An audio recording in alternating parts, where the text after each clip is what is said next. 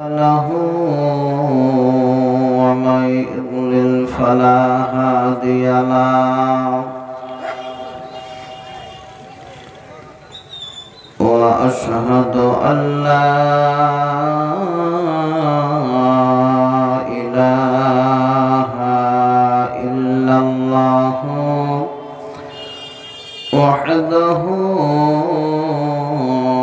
لا شريك له وأشهد أن محمدا عبده ورسوله الذي أرسله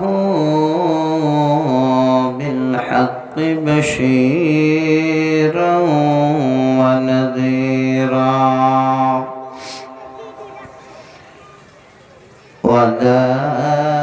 وداعيا إلى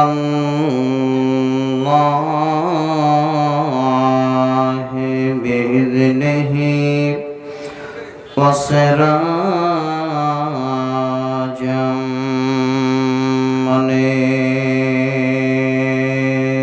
منيرا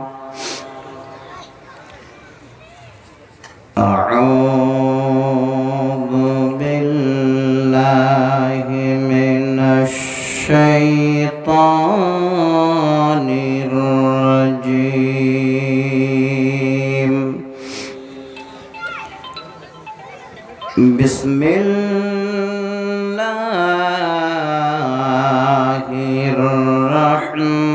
الرحمن الرحيم وآتوا النساء صدقاتهن نحلة فإن طبن لكم عن شيء منه نفسا فكلوه هنيئا مريئا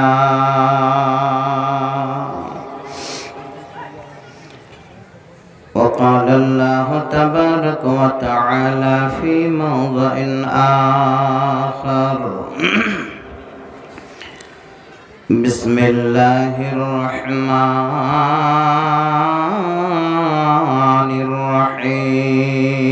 الرحيم والذين يكنزون الذهب والفضة ولا ينفقونها في سبيل الله فبشرهم بعذاب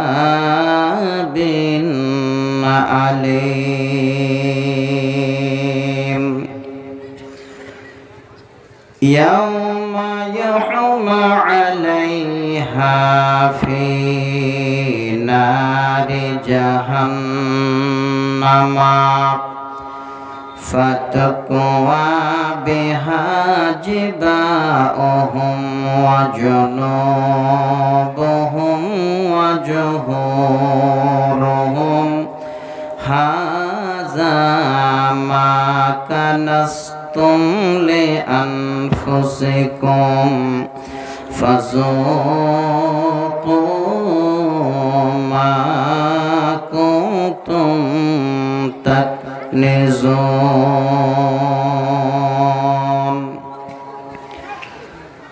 وقال النبي صلى الله عليه وسلم اثنان لا تزعج صلاتهما رؤوسهما عبد أبقى من مواليه حتى يرزع وامرأة عصت جوضها حتى ترضع قال رب اشرح لي صدري ويسر لي أمري واحلل عقدة من لساني يفقه قولي اللهم ربي زدني علما اللهم ربي زدني علما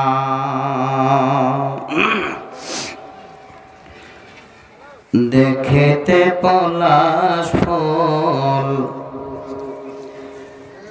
অতি মনোহর গন্ধ বিনে তারে সবে করে অনাদর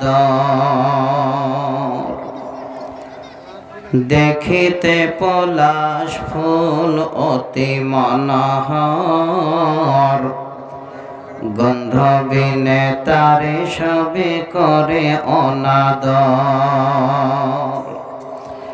যে ফুলের সৌরভ নাই কিসের সে ফুল কদাচ তাহার প্রেমে মজে না বুলবুল গুণের গুণ চিরকাল গুণের গুণ চিরকাল বিরাজিত রয় তুচ্ছ রূপ দুই দিনে ধূলিসাৎ হয়। উপস্থিত সুনামধন্য আজকে জালসার বিজ্ঞাপিত সম্মানিত সভাপতি সাহেব, মঞ্চ উপবিষ্ট উলামায়ে কিরাম, সম্মুখে বসে থাকা অত্র এলাকা থেকে আসা সকল স্নেহভাজন ও শ্রদ্ধাভাজন শ্রোতা মণ্ডলী, পর্দার আড়ালে বসে থাকা পর্দানাসীনা অবলা সরলা মা খালা বোন ও বোনান্নেরা, সর্বাগ্রী রাব্বুল আলামিনের দরবারে শুকরিয়া জ্ঞাপন করি যে আল্লাহর আদেশে আজকে আমরা এই দিবাগত রাতে তিনার কোরআন এবং নবীর অমৃত বাণী শোনার উদ্দেশ্যে ছোট বড় সকলে একত্রিত হয়ে সুষ্ঠু পরিবেশ পেয়ে আল্লাহ আমাদের কোরআন শোনার সুযোগ দিয়েছেন। সে আল্লাহর দরবারে অন্তরের অন্তরস্থল থেকে একবার শুকরিয়া জানাই। সকলে মিলে উচ্চস্বরে পড়ি আলহামদুলিল্লাহ। দরুদ ও সালাম অবতীর্ণ হোক নবিকুলের শিরোমণি মা আমিনার দুলাল আব্দুল্লাহর লাখতে জিগার জনাবে মুহাম্মদ রাসূলুল্লাহ সাল্লাল্লাহু আলাইহি ওয়াসাল্লামের উপর শত কোটি শান্তির ধারা বর্ষিত হোক। আল্লাহুম্মা আমিন। আল্লাহুম্মা সাল্লি আলাইহি আল্লাহুম্মা বারিক আলাইহি। ব্রাদার ইন ইসলাম, আজকে আমরা এই ঠান্ডার মৌসুমে বাড়িঘর বিছানা বালি সব ছেড়ে দিয়ে আল্লাহর কোরআন এবং নবীর হাদিসের আলোচনা শোনার উদ্দেশ্যে সকলে এসেছি। আমরা জানি যেখানে আল্লাহর কোরআনের আলোচনা হয় সেখানে গেলে লস হয় না, লাভ হয়। এমন একটি বাণী, যেই বাণী পড়লেও নেকি হবে, শুনলেও নেকি হবে। তো ভাইরা আমার, আমি আপনাদের সামনে আল্লাহর কোরআন থেকে দুইটি সূরা হতে সর্বমোট 3টি আয়াত আমি আপনাদের সামনে পড়েছি। প্রথম আয়াত পড়লাম সূরা নিসা আয়াত নাম্বার 4। দ্বিতীয় এবং তৃতীয় নম্বর আয়াত পড়লাম সূরা আত-তাওবা আয়াত নাম্বার 34 এবং 35। সহি সনদে বিভিন্ন হাদিসের হাওয়ালায় মুসনাদে আহমদ নামে একটি হাদিস, সে হাদিসের 189 নম্বর হাদিস আমি আপনাদের সামনে প্রায় 1 থেকে 1.5 লাইনের একটি হাদিস আমি আপনাদের সামনে পরিবেশন করেছি। আমি চেষ্টা করব যার আদেশে আমি বলছি, যদি তিনি আমাকে বলার তৌফিক দেন, আপনাদের সামনে আমি একটি মাজমুনের উপরে, টপিকের উপরে, বিষয়ের উপরে কিছুক্ষণ আপনাদের সামনে কোরআন এবং সহিহ সুন্নাহর আলোচনা করব। আল্লাহ তুমি আমাকে বলার, শ্রোতাদের শ্রবণের পরে উভয়কে আমল করার তৌফিক দিও। সকলে মিলে একবার পড়ি আল্লাহুম্মা আমিন। আমার ভাই সকল, আমার বক্তব্যের প্রারম্ভে আমি আপনাদের একটা খুব গভীর তথ্য তুলে দিচ্ছি। যদি কোনোদিন শুনেছেন আজকে আরো ভালো লাগবে, যদি হয়তো কোনোদিন শোনেননি আজকে শুনে নতুন মনে হবে। ভাইজানেরা আমার, আল্লাহ পাক আমাদের মতোই মানুষদের, এই বান্দাদের সর্বমোট থাকার স্থান, আমাদের থাকার জায়গা আল্লাহ আমাদের জন্য বানিয়েছেন 5টি। খুব ভালো করে শুনবেন। দীর্ঘ সময় নিয়ে আজকে আলোচনা হবে। আল্লাহ হয়তো আপনাদের এই জালসাটাকে সত্যিতেই পছন্দ করেছেন। অন্যান্য দিনের থেকে আজকে আবহাওয়া অনেক পরিবর্তন, অনেক ভালো। গত রাত্রিতে, গত দিনে আমাদের দিকে সারা দিন কোনো সূর্যের মুখ দেখা যায়নি, আর আজকে দেখেন আবহাওয়া এত সুন্দর যে খালি টুপিতে, খালি হেলমেটে, খালি মাফলারে আপনারা বাইক চালিয়ে বেড়াচ্ছেন। আলহামদুলিল্লাহ। তো ভাইজান, আমি যেটা বললাম যে আমাদের সর্বমোট আল্লাহ পাক আমাদের স্থান, আমাদের বাড়ি বানিয়েছেন 5টি। কয়টি বললাম? একটু কথা বলা যাবে? কয়টি? 5টি। এবার শুনেন, এই 5টি জায়গা কোথায়? কোরআন এবং বিজ্ঞানের সঙ্গে যদি তালি করেন তাহলে বুঝতে পারবেন যে আল্লাহর কোরআন কোনোদিন ভুল তথ্য দেয় না। প্রথম নম্বর, যেটা আমাদের বাড়ি, যেটা আমাদের স্থায়ী জায়গা ছিল, প্রথম জায়গা, প্রথম ঘর, প্রথম বাড়িটা আমাদের সকলের ছিল আব্বা জানের পিঠে। যারা শিক্ষিত বন্ধু ভাইজানেরা বসে আছেন, কলেজ ইউনিভার্সিটিতে পড়েছেন বা পড়েন, আমার আলেম ওলামা ভাইরা বসে আছেন, ওনারাও জানেন। আল্লাহর কোরআনের উদ্ধৃতি দিয়ে ইনশাআল্লাহ আমি আলোচনায় আসব। তো প্রথম যেটা জায়গা, সেই জায়গা বা সেই বাড়িটা আমাদের ছিল বাবার পিঠে। দ্বিতীয় নম্বর যেটা জায়গা, সাময়িকের জন্য, কয়েক মাসের জন্য আল্লাহ পাক আমাদের জায়গা বানিয়েছিলেন সুন্দর করে একটা চামড়ার বাড়ি। সেই জায়গাটা হলো মা জননীর পেটে। আমাদের দ্বিতীয় জায়গা ছিল, বাড়ি ছিল আমাদের মা জননীর পেটে। 2।